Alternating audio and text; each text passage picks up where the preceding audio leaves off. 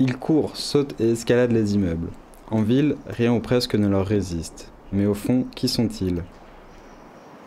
J'ai découvert le parcours il y a plusieurs années et à l'époque c'était pas vraiment accessible voilà, aux amateurs qui ont pas vraiment de base et qui ont un petit peu peur.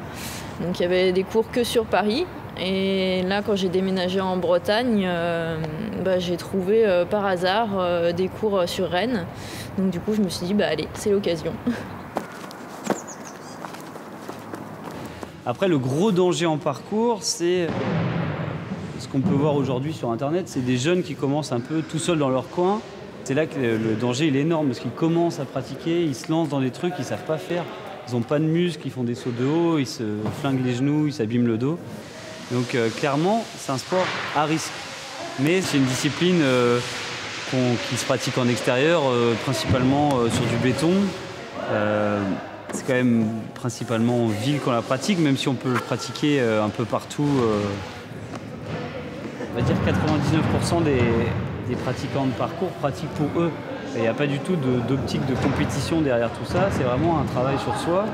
La pratique apporte aussi son lot de satisfaction. Les acquis sont multiples et variés. William, 19 ans, témoigne. Eh bien, ça fait maintenant 5 ans et demi que je fais du parcours sur Rennes. Je m'entraîne à peu près au minimum 3 fois par semaine.